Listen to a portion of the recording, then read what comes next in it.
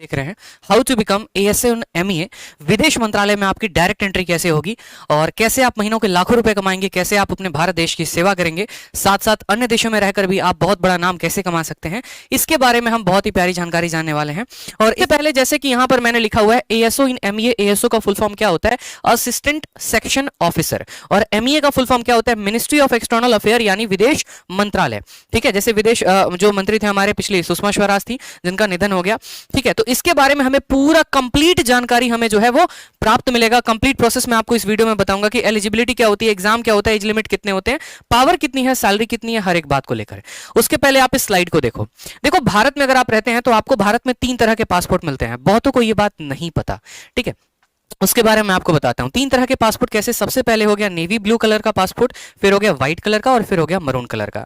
ठीक है, बहुत सारी बातों को लेकर आपके मन में असमंजस होगा, कुछ क्वेश्चंस होंगे कि सर कौन सा एग्जाम हम क्वालिफाई करेंगे कि सर हम एएसओ इन एमईए लग सकते हैं, ठीक है, या विदेश मंत्रालय में हमारी एंट्री हो सकती है, पावर क्या क्या होगा सर, एलिजिबिलिटी कितनी होगी, उसके अलावा वर्क प्रोफाइल हो गया, ट्रेनिंग हो गया, सैलरी हो गया, सभी बातों पर एक एक पॉइंट में अच्छे तरीके से हम बात करेंगे।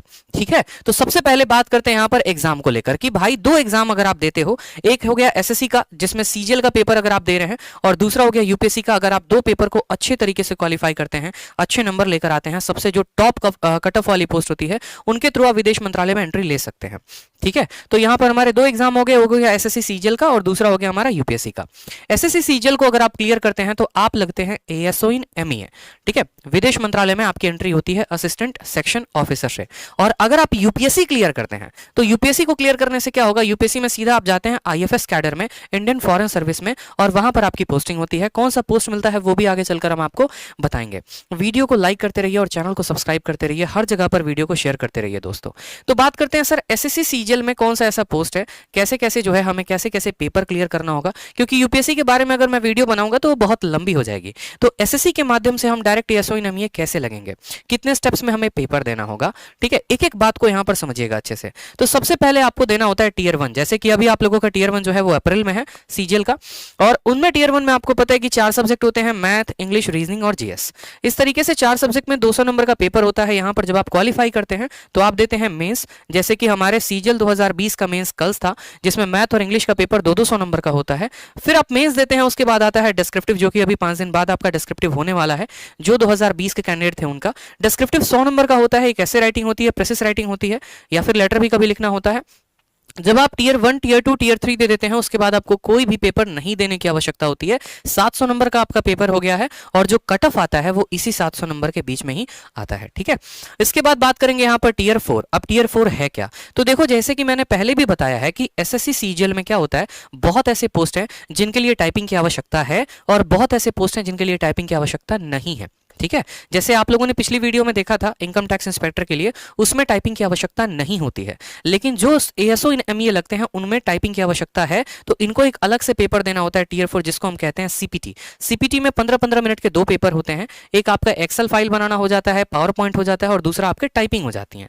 और लास्ट जो आता है टीयर नंबर 5, 4 नहीं है 5 है, जहां पर आपको डॉक्यूमेंट वेरीफाई करवाना होता है अपना। डॉक्यूमेंट वेरिफिकेशन 2 जगह पर होता है। सबसे पहले तो आपका डॉक्यूमेंट वेरिफिकेशन एसएससी के ऑफिस में होगा, और फिर उसके बाद जब आपकी ज्वाइनिंग आएगी तब आपका जो डॉक्यूमेंट वेरिफिकेशन होगा आपके डिपार्टमेंट में होगा। जैसे अगर आप सेंट्रल सेक्रेटेरिएट में लगते हैं तो आपको दोबारा अपने सेंट्रल सेक्रेटेरिएट वाले ऑफिस में दिल्ली में आपको डॉक्यूमेंट वेरीफाई करवाना होगा। अगर आप एक्साइज इंस्पेक्टर लगते हैं, जिस भी स्टेट में लगते हैं, फिर वहां के डिपार्टमेंट में जाके आपको डॉक्यूमेंट वेरीफाई करवाना होता है। ठीक है, उसके बाद बात करते हैं यहाँ पर कि सर क्या इसमें कोई भी इंटरव्यू पोस्ट है या कोई इंटरव्यू होता है? तो नहीं भाई, यूपीएससी में इंटरव्यू होता है, एसएससी में इंटरव्यू नहीं होता। ठीक है, क्या कोई फिजिकल टेस्ट होता है, भागना पड़ता है, दौड़ना पड़ता है, साइकिल चलाना पड़ता है? ऐसा कुछ भी नहीं है, कोई भी आपको फिजिकल टेस्ट नहीं है। और यही इस पोस्ट की खूबसूरती होती है, इसी कारण लड़कियां जो हैं वो सबसे ज्यादा इस पोस्ट को पसंद करती हैं। इसके बाद बात करते हैं टाइपिंग टेस्ट होता है। तो हाँ भाई, टाइपिंग टेस्ट होता है, और टाइपिंग टेस्ट ज्यादा कठिन नहीं होता, बहुत ही आसान, बहुत ही नॉर्मल होता है। ठीक है, चलो, पावर कितने होते हैं, सोशल स्टेटस क्या होता है, एक एक बात को आपको धीरे धीरे करके जानकारी अभी मैं दूंगा। वीडियो के अंदर एक एक बात बताऊंगा मैं आपको कि आपके सच में वैल्यू क्या है। आपका सिर्फ वैल्यू भारत के अंदर नहीं, भारत के बाहर भी है, पूरी दुनिया आपकी कदर करेगी। सभी बातों को धीरे धीरे हम जानेंगे। एलिजिबिलिटी की बात करें तो ज्यादा कुछ नहीं चाहिए, सिर्फ सरकार आपसे यह बोलती है, जो आपकी कमीशन एसएससी है, बोलती है कि बेटा देखो, तुम ग्रेजुएट होने चाहिए किसी भी रिकॉग्नाइज्ड यूनिवर्सिटी से, चाहे आपने बीटेक किया है, चाहे आपने जो है ऑनर्स किया है, या फिर आपने बीए किया, कोई भी, मतलब ग्रेजुएट होने चाहिए, सिंपल सी बात है। और एज की बात करें तो 30 साल तक की आपकी उम्र होनी चाहिए। 30 साल के पावर होते हैं बहुत ज्यादा होते हैं। उस देश के ऊपर अटैक हो सकता है लेकिन कभी एम्बेसी के ऊपर अटैक नहीं हो सकता। अगर एम्बेसी के ऊपर अटैक हुआ इसका मतलब सीधा है कि आपने उस नेशन के ऊपर अटैक किया है। अभी आपने देखा भी होगा कि इजराइल के एम्बेसी के ऊपर अटैक हुआ था, फिर इजराइल ने उस कंट्री का क्या हाल किया था। ठीक है, आप किसी के एम्बेसी के ऊपर अगर अटैक कर रहे हैं इसका मतलब आप उस नेशन के ऊपर अटैक कर रहे हैं। यानी सबसे सुरक्षित अगर उस कंट्री में कुछ है तो उसकी एम्बेसी है, और वो सीधा का सीधा एक कंट्री को रिप्रेजेंट करती है। और जब आप इसके अंदर काम कर रहे होते हैं तो सोचिए कि आप एक भारत सरकार की तरफ से भेजे गए एक राजदूत हैं जो पूरे के पूरे भारतवर्ष को रिप्रेजेंट कर रहा है। इसलिए मैं कह रहा हूं कि इसका जो पावर है और इसका जो सोशल स्टेटस है वो अपने आप में बहुत बड़ा है, बहुत महान है। बात करते हैं सैलरी के बारे में। तो जो सैलरी है वो इंडिया में आपको 70 प्लस के करीब में मिलता है, लेकिन जैसे आप इंडिया से बाहर जाते हैं, किसी और कंट्री में जाते हैं, जैसे मानो कि कोई बगदाद में है या यूं समझ लो कोई लंदन में है, ठीक है, या कोई आपका जर्मनी में है, तो उसकी सैलरी कितनी होगी? क्या उसको 70,000 रुपया ही मिलेगा?